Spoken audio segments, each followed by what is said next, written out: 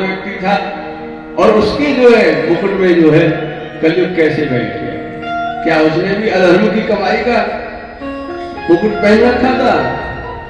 तो ऐसे जिज्ञासु भक्त के लिए जवाब है, हाँ, वो अधर्म का लाया हुआ मुकुट था सोने का।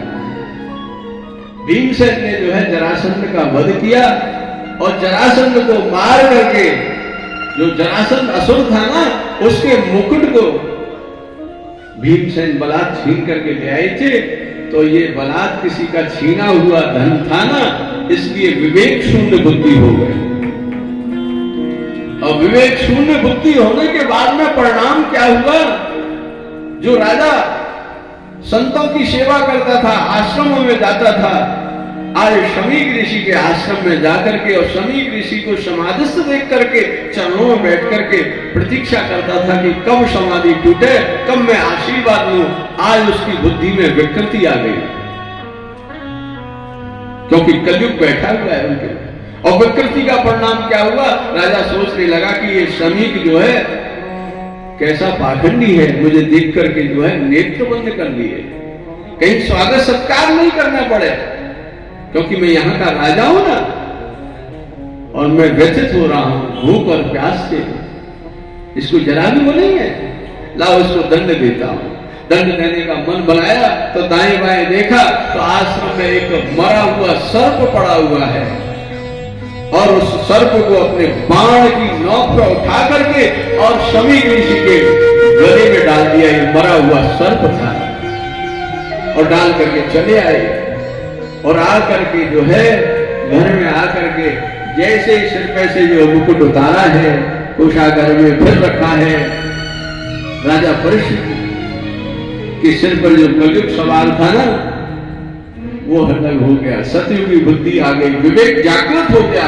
अरे ये तो मुझसे बड़ा अधर्म हो गया, पाप हो गया, प्रायश्चित करने लगा, रुदन करने लगा। हे धरती माता, हे पृथ्वी माता, मुझ जैसे राजा ने, मुझ पापी ने और ये है शमीक ऋषि का अपमान किया, इस अपमान के बदले मैं एक पल भी जीना नहीं चाहता हूं। धरती माता फट जाओ ना। ऐसा करके रुदन करने लगा, क्षमा मांगने लगा। अपने कुलदेव, इष्टदेव, कुलदेवी सबको प्रार्थना करते हुए और सबसे कहने लगा कि मुझे दंड दीजिए, मुझे दंड दीजिए, मैं अभागा हूं।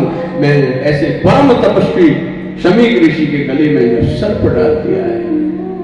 उधर शमीक ऋषि समाधिस्थ अवस्था में बैठे हुए, ध्यानस्थ अवस्था में बैठे हुए हैं। उनके शिष्यों ने यह दृश्य देखा तो उनके पुत्र श्रृंगी को जाकर के यह समाचार दिया।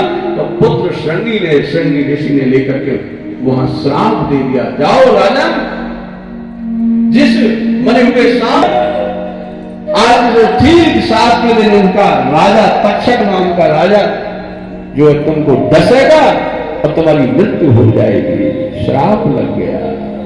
जैसे ही श्राप लगा, उधर शमीक ऋषि की समाधि पूरी हुई, नेत्र खोले तो बोले कि शिष्यों ने बताया कि देखो ये आपके गले में जो मरा हुआ सर्प पड़ा है ना, ये जो है राजा परीक्षित ने डाला।